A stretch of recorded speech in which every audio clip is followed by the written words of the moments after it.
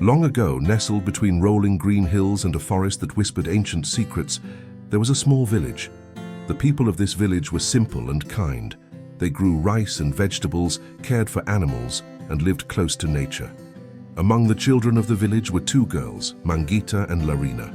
Mangita was known for her gentle heart. She was always smiling, always ready to help her neighbors. She loved tending to the garden, sharing food with hungry birds, and listening to the stories of the elders. Larina, on the other hand, was clever and quick-witted. She loved solving puzzles and asking questions, but sometimes her cleverness made her proud. She could be impatient, and she often thought that kindness was a waste of time. Although they were very different, Mangita and Larina were friends. They played together, studied together, and sometimes argued, but deep down, they cared for one another. One summer, the rain stopped falling. The sun shone too fiercely, and the river that gave water to the village grew smaller and smaller. Plants wilted, the ground cracked, and animals grew thirsty. The villagers worried. Without water, their crops would fail. Without crops, they would have nothing to eat. One evening, the elders gathered everyone in the village square. An old woman, her voice soft but firm, spoke. Long ago, there was a magical spring hidden deep within the forest. Its waters are said to be pure and everlasting. But the spring can only be found by those who carry kindness in their hearts and walk together in friendship. The villagers murmured in wonder, but most were too afraid to search the mysterious forest. Mangita, however, stepped forward. "I will go," she said bravely. "I will find the spring for our village." Larina laughed at first. "Do you really believe in that old tale?" she teased. But when she saw Mangita's determined eyes, she felt curious. "Fine," Larina said, tossing her braid over her shoulder.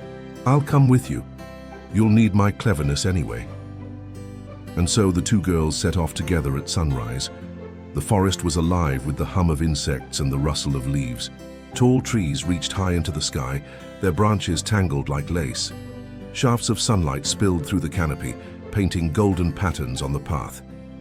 As they walked, they came upon a little blue bird with a broken wing. The bird chirped weakly, unable to fly. Mangita knelt down. "Oh, poor thing," she whispered. She gently offered some rice she had carried in a small pouch. The bird pecked gratefully, its tiny eyes shining. Larina frowned. "Why waste time? We have a spring to find." But Mangita shook her head. "Every life is important. Someday, kindness comes back to us." They moved on. Soon they heard a frightened cry. A young deer was trapped in a thicket of thorny vines, struggling to free itself. Mangita hurried forward, carefully untangling the vines and soothing the deer with a soft voice. "There you go, little one. You are free now." Larina crossed her arms. "We're slowing down. Do you want us to spend all day helping animals?" But deep inside, Larina felt a small tug at her heart. She followed silently. As the sun dipped lower, the forest grew darker. Just as they wondered if they should turn back, the little blue bird appeared again, its wing now stronger. It fluttered ahead, chirping loudly, as if calling them to follow. The deer also reappeared, its soft brown eyes glowing in the twilight. It walked gracefully, leading the way deeper into the woods. "Do you see?" Mangita whispered.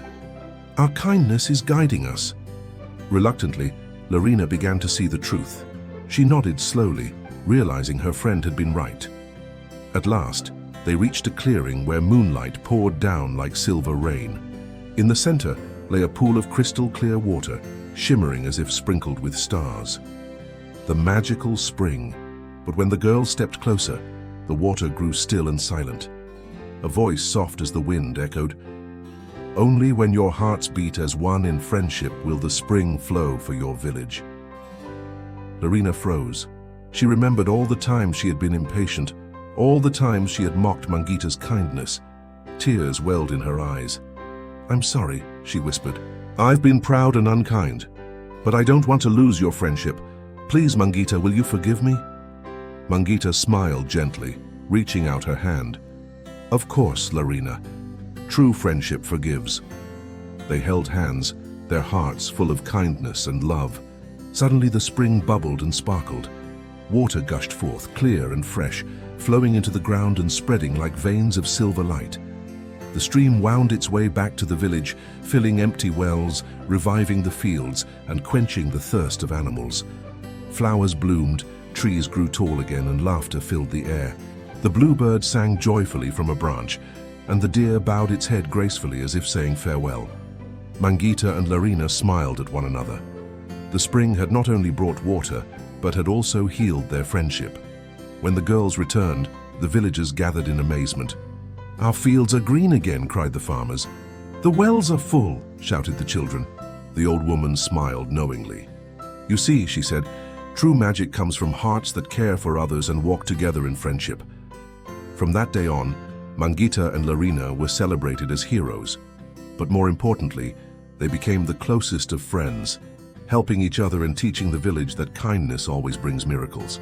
And so, dear dreamers, this is how Mangita and Larina discovered the magical spring and the even greater magic of friendship. As you close your eyes tonight, remember, whenever you are kind, whenever you forgive, whenever you choose friendship over pride, you create magic too.